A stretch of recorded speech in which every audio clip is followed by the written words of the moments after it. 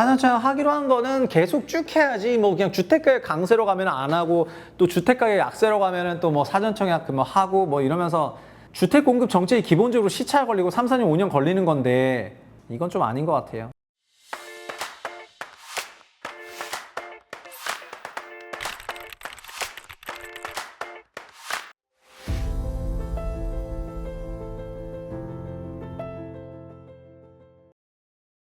안녕하세요, 최부심입니다. 한 주간 네프콘을 통해서 주요 뉴스를 정리하는 시간이 되겠습니다. 9월 2주차 주요 뉴스들이고요.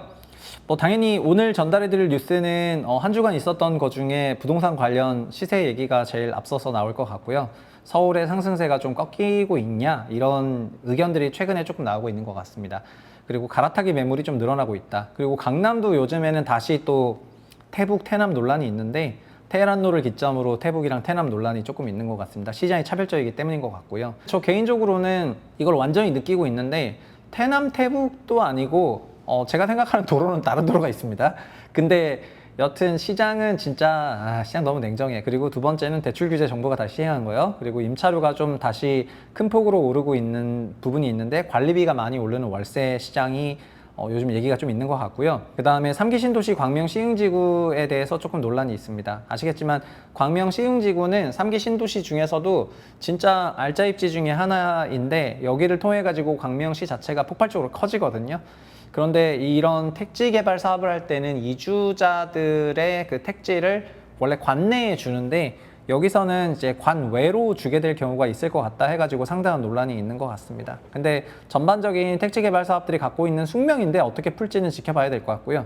그리고 사전청약, 광명시흥지구와 함께 올해 사전청약이 다시 부활이 될 것 같습니다. 높은 확률로.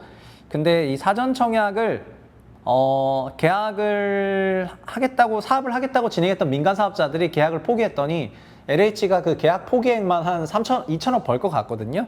근데 그렇게 원래 계약 포기하면은 계약금 날리는 거니까 민간 사업자들이 계약금 날리면서 LH한테 이제 2천억 갖다 주는 건데 2천억을 LH가 다른 그 수분양자들한테는 수분양자들도 어떻게 보면 피해를 입었다고 할 수가 있는데 토지 주인 LH가 다 이제 꿀꺽하고 수분양자한테는 피해 보상이 안 가고 있으니까 그런 부분에 대해서 조금 논란이 있는 것 같습니다. 결국은 뭐 사기냐 막 이러고 있는데 하여튼 그냥 전 세계 우리나라는 뭐 곳곳에 이런 논란들이 많을 수밖에 없는 것 같고요. 그리고 소형 분양에 대한 그런 얘기 그리고 지난주 있었던 뉴스 중에 좀 큰 뉴스는 국민연금 개혁이었는데 국민연금이 이번에 정말 개혁을 할 수 있을지 그런 얘기들을 조금 하더라고요.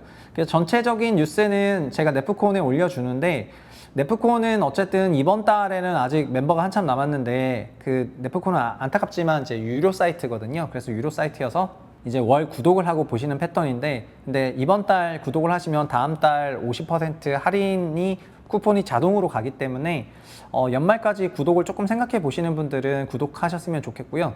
여기에는 제가 평소에 생각하는 칼럼들을 유튜브에서 다 올리지 못했거나 아니면 글로 조금 정제해 가지고 올리는 글들이 여기 올라가거든요. 그래서 네프콘 조금 사랑해 주셨으면 좋겠습니다. 어쨌든 요게 좀 잘 돼야 저도 우리 채널을 운영하는 데 있어서 많은 도움을 받기 때문에 읍소를 한번 드리겠고요.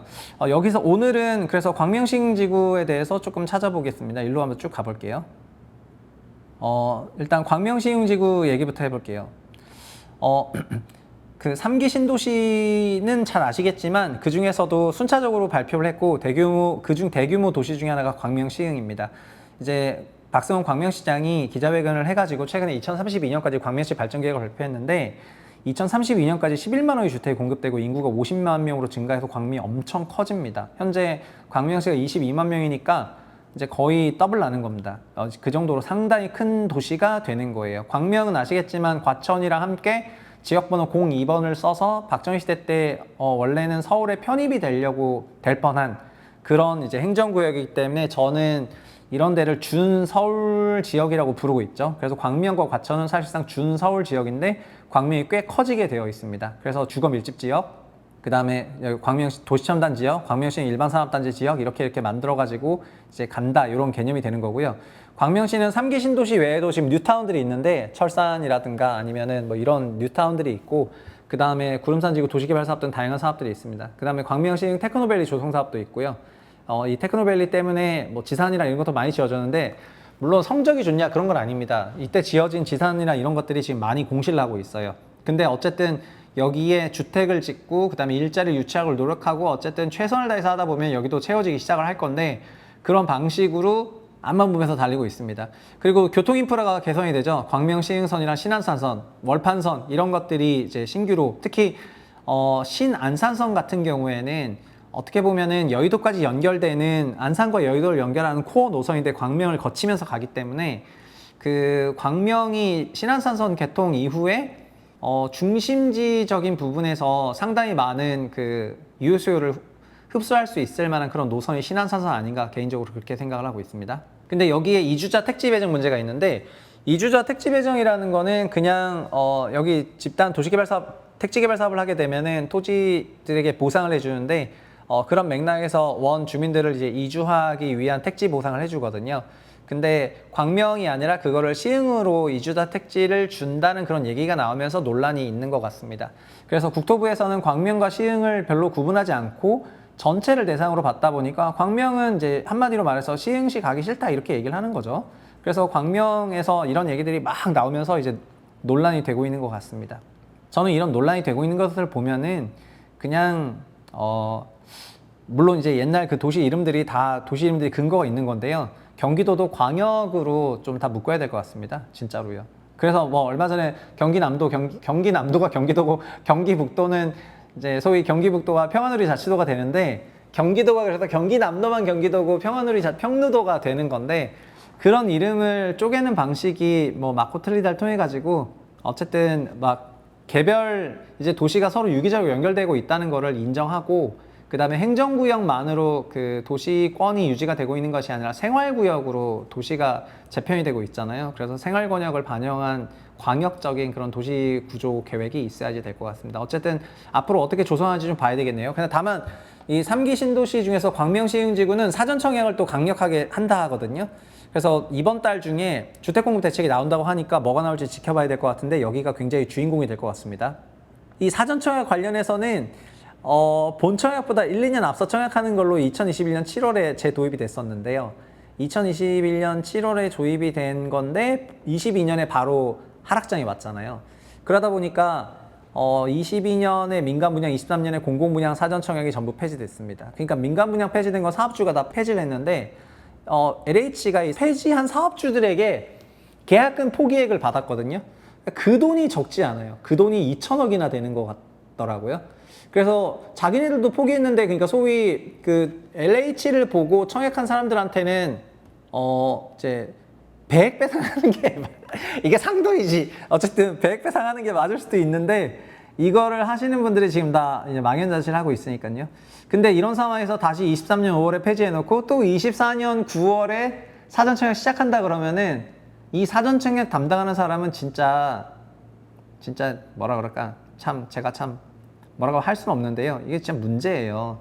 사전청약 하기로 한 거는 계속 쭉 해야지 뭐 그냥 주택가격 강세로 가면 안 하고 또 주택가격 약세로 가면은 또 뭐 사전청약 뭐 하고 뭐 이러면서 주택 공급 정책이 기본적으로 시차 걸리고 3, 4년, 5년 걸리는 건데 이건 좀 아닌 것 같아요. 여튼 그렇고요.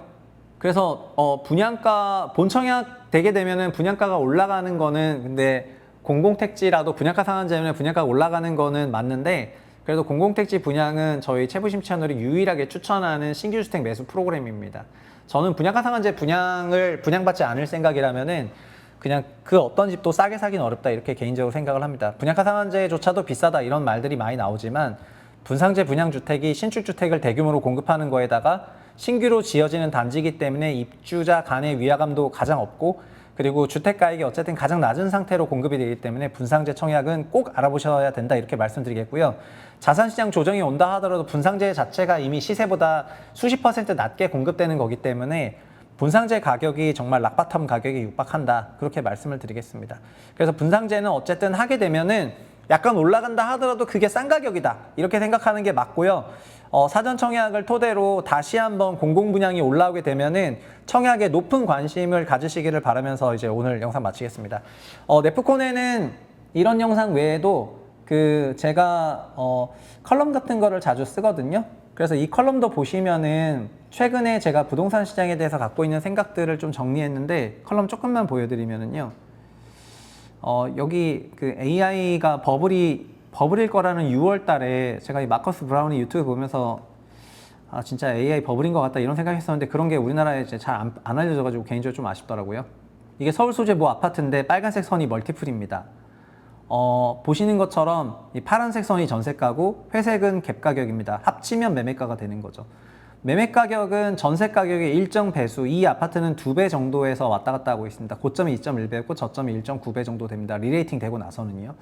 근데 보시면은 결국 전세 가격에 따라서 움직이거든요. 전세 가격에 따라서 가격이 움직인다는 거를 아실 수가 있고 결국은 전세 시세가 매매 시세를 결정하는 키라는 거를 조금 설명드리겠습니다. 그리고 동시에 이 단지는 전세가 5천 오르면은 매매는 1억 오르고 전세가 5천 빠지면은 매매는 1억 빠지고 그런 방식으로 움직이겠죠. 매매가가 전세의 2배니까요.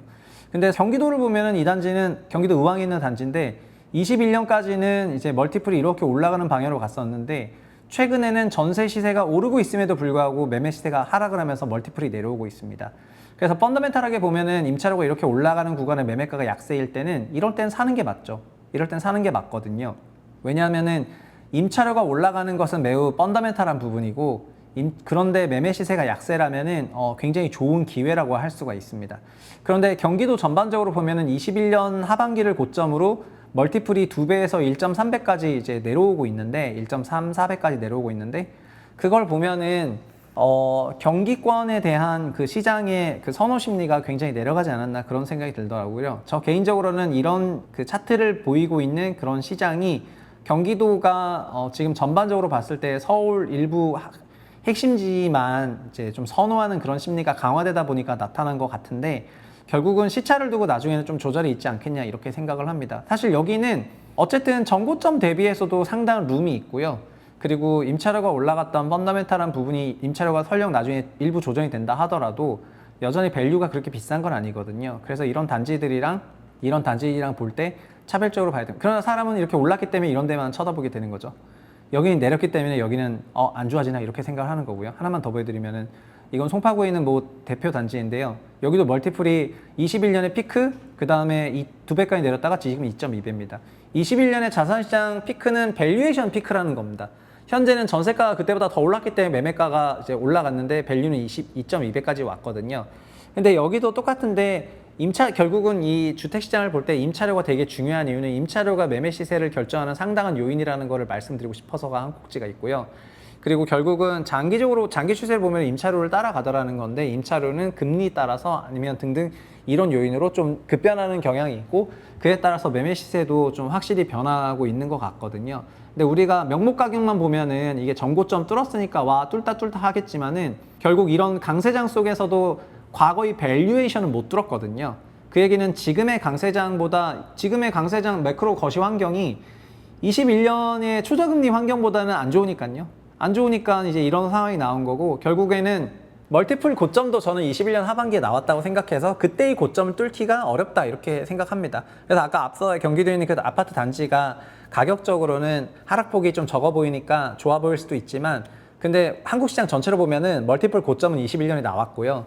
그리고 24년 고점에서는 그 멀티플을 뚫지를 못했어요. 그래서 앞으로는 임차료가 어떻게 되느냐에 따라서 시장이 움직이겠지만 저 개인적으로는 임차료를 올 하반기나 내년 상반기까지 좀 안정화 추세로 보고 있기 때문에 매매 시장도 좀 그에 따라서 안정화될 것 같고요.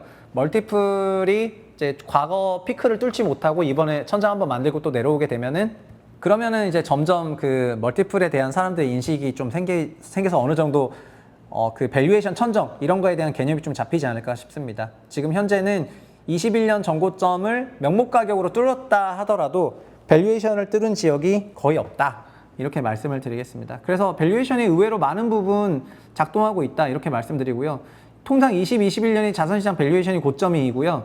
가격을 판단하는 여러 기준 중에서 부동산 명목 가격만 보시기보다는 이거를 전세로 한번 밸류에이션에서 희석해서 보시면은 21년이 밸류 고점, 24년은 그 시기보다 더 좋기가 어렵다. 이러니까 지금 굳이 무리하게 과열해서 막 포모 심리에 그렇게 주택 구입하실 필요가 없지 않을까 이런 생각합니다. 사실 이런 얘기를 이제 컬럼을 통해서 매주 쓰거든요. 매주 쓰고 오늘은 이제 약간 소개를 해드린 건데 전체적인 내용을 보시면 좀 정제돼서 보실 수가 있기 때문에 뭐 제가 이런 말 하는 거 좀 그렇긴 하지만은 네프콘 정말 구독해서 보시면은 저도 좋고 그 다음에 그거 기반으로 네프콘에 더 많은 글도 쓸 수 있고 그래서 이 프로그램, 이 채널도 조금 키우고 싶거든요. 그래서 많이 도와주시면 좋겠습니다.